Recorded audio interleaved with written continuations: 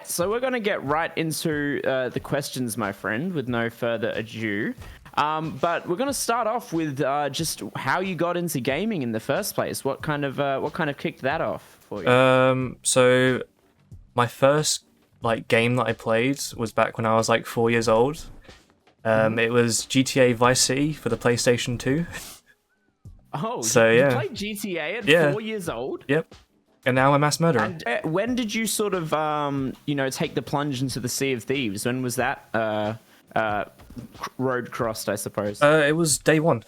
So Day one. yeah, so my brother was really interested in it. He followed it and pre-ordered it and all that sort of such. And because when you buy games on Xbox, if you have, I had my brother set his home Xbox as mine, so we were kind of game sharing. And that's when I tested it out and played it. I played it for about 2 or 3 weeks and then got extremely bored and then came back during the anniversary update. So I missed out on pretty much all the Hunger and Deep, Cursed Tales, and Forsaken Shores updates. No. What brought you back to it, do you think? Was it just you wanted to see what was going on or what? So I saw the anniversary update, and that's what got me really hyped because I saw the arena. And I was like, well, I'm going to come back and test that out. And then I got really invested when that came out and pretty much sunk all my time into getting better at PvP. How did you take the removal of the game mode? How did you respond when you found out? Well, that's what made me come back to the game for a second time.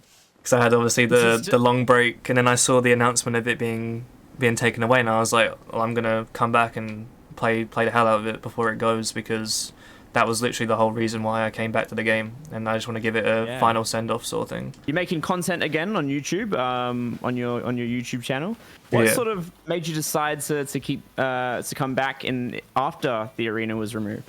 So, although I play arena a lot and all that sort of such, I am also a completionist. One of my main when I was streaming a lot, that was my main goal was to get 100%, and I think I have somewhat less than 30 accommodations left to complete in order to actually 100% the game, not including the legendary Hunter of the Shrouded Ghost or Shrouded Ghost, because I don't really hold that to completion. But in terms of content creation, how did you decide that instead of just being a Sea of Thieves player, you wanted to be a Sea of Thieves content creator? So, I mentioned that I was a lot into arena. In order to take part in some tournaments, I needed to stream my perspective. And in doing so, I obviously had to make a Twitch. Then over time, just getting loose followers and people that wanted to watch my perspective and such, I hit affiliate. And then that's what kind of just did you just fire out? That's what kind of just got me into having Sea of Thieves as my main game. That's right. So what would you say has been the biggest challenge, just going back to your content creation, what would you say has been the biggest challenge as a Sea of Thieves content creator for you? The biggest challenge before getting burnout and such was probably my Xbox laptop setup, because there was so many times where my CPU was overheat on my laptop, because I'd stream off the laptop and then play on the Xbox, but the laptop would sometimes overheat, and then I'd get stuttering with my content. And even in my older videos, you can see that there's some random frame stutters, and that's not the game. That's my PC. That's my laptop just overheating.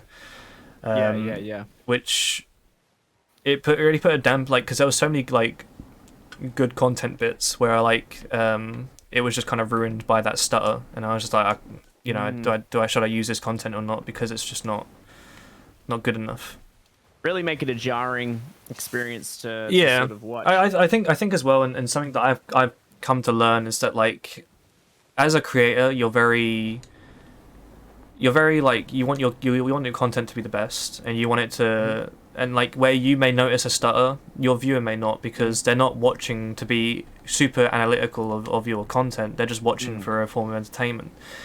And that's right. I mean, in Pirate Legend in a day, in that 22-hour VOD that I just uploaded straight to YouTube, there was no editing, there was no nothing. There was times where I think both of us streaming were hot micing our chats. I was literally using the mic of the laptop built in to to talk and to talk to chat and such. And it was very poor quality. However, it's the best content in terms of likes and views on my channel.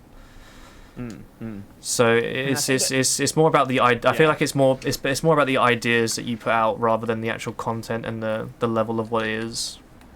That's sort of a bit of the disconnect between how a content creator thinks and maybe how a member of the audience thinks. And I think a big challenge for content creators to overcome is actually to when they consider what their audience wants to see, is to actually, in some cases, stop thinking like a content creator and actually think like an audience member. Really try to empathize with their perspective, because, like you said, sometimes people don't care for all the bells and whistles and the the 1440 pixel 60 FPS Ultra HD all that sort of thing. Like but you got to understand that, like, I was saying this to Hog earlier. It's funny, but I was saying, like, you got to understand that us as content creators are a minority in the actual content creation and like watching of like the audience, essentially. Like we may watch videos that have a lot of skill or, like, have some form of information, but I'm not going to go on YouTube and search up and watch the videos that I make, because I don't need to know that information. But I know that there's absolutely a lot of people out there that want to know that information and will look for that.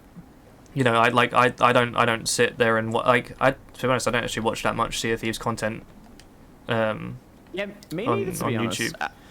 What do you think has been your most memorable Sea of Thieves moment so far? Obviously, the 24-hour setting a record is probably up there. Right, Ladder? I think a better one was last September, when myself and Mother of Chickens, as well as like another 20 content creators, we celebrated the anniversary of Pirate Legend a Day by doing a Pirate Legend a Day run, which went for 24 hours. But we also raised money for charity at the same time. We did. We raised £1,800 for Mind. And that's an obsidian, nice obsidian wheel. Figurehead they've got. Yeah, that's right. Oh, and wheel, nice. Yeah. I've just lost angle. I am a buffoon. All right, hold up. Might need to do a little adjustment. Can you just keep them pinned for me? They're both dead again.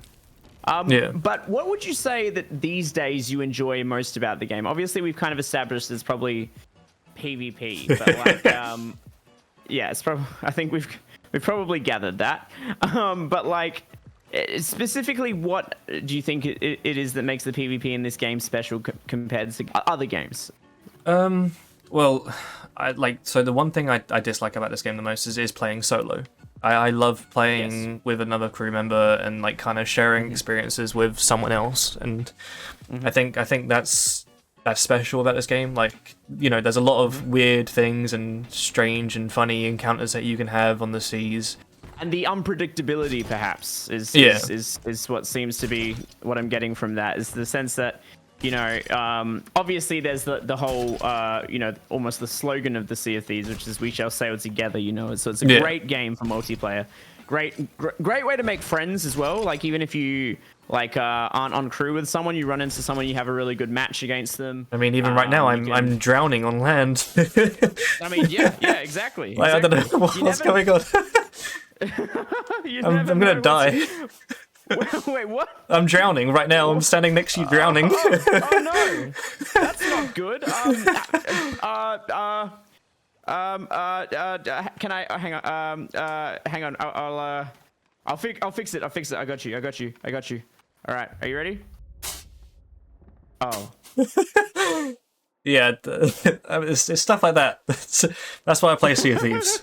Yeah, because at this stage, YouTube isn't like paying the bills or anything for you, so it's like, it's probably it's paying quite a bit. Like, for what little that I do, it's quite a reasonable amount. So, I mean, if I were to continue, making this kind of this content because obviously in my guides and such, I write a script and I don't swear, so that really favors the algorithm and the money that I make from ads and such.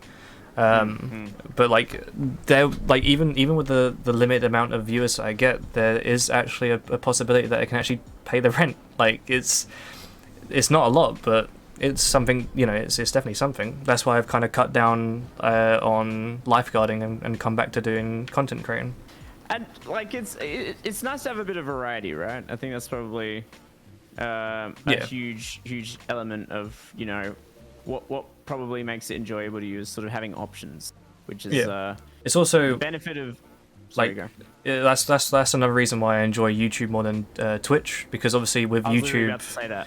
YouTube, the income that I'm receiving is from YouTube essentially, whereas the income that I would receive from Twitch, I know who it's coming from, and I don't like that form of. I've always told my chat, like, I don't need the money. Like, the reason why I'm doing it is for a hobby. It's not to make money or anything. Yeah. So when I see someone put in money in, and I'm like, I know who it. Like, you can literally see who's giving it. It's like I really hope that it's expendable income and it's not something that you just want to give to me. And and I think that's probably part of the reason why, just from my observation of your content, why you strike me as one of the more honest. And I don't mean to say that anyone is dishonest, but like there's honesty, and then there's like just at times blunt honesty, and I think you probably fall more towards the latter, but only because there's no real thought in your mind that I need to censor myself in this way or this way, this way or that way rather. In order to ensure that I do not jeopardize the source of income that I get from this. Rather, it's for you, it's like, this is a hobby for me. I'm gonna do what I want to do, and I have my other source of income. There's certain principles that I will stand by, regardless. That's like even if you go onto my Twitch now, like, I've never had a stream elements donation button at the bottom where you can actually like donate physical money to me, because I don't need it. Like, I really don't need it. And if someone wants to subscribe, they're doing it for either the emotes, or they're doing it for ad-free viewing, or like, it's not to get something special. It's just to get around that inconvenience, essentially. If you had one piece of advice that you could offer to everyone in chat today, and whether that's about content creation, whether that's about life in general, you can really, it's really up to you. But what would that advice be? I mean, for content creation, I'd say if you are a streamer, don't just stick with Twitch. Twitch is a terrible platform to grow off of. And I can prove that with the Pirate Legend in a Day. Like, so when I was doing Pirate Legend in a Day back in September of 2020, it was 2 years ago, the most views I got at one point, like, over that 22-hour period, was 40. And that was because someone raided me. Right. And now that video, because I literally just put that VOD straight onto YouTube, no editing, no nothing, and obviously, like I said, it's sitting at 300,000 views, and it made me a YouTube partner. Like, if you have good ideas, then share it on every platform. Like, don't just limit yourself to just one, because Twitch isn't, like, the way Twitch works is that it's based on your viewers at the time. So if you have the most viewers, you'll put up at the top, and you want to get more viewers from there. But if you're sitting at one viewer, then you're right at the bottom, unfortunately. How do you feel about the player base of Sea of Thieves in 2022? That's quite a loaded question. Awful. I try and stay as far away as possible as honestly, I think after the Pirate's Life update, it brought in a lot of new people, and it really shows. It really shows who's new and who's not.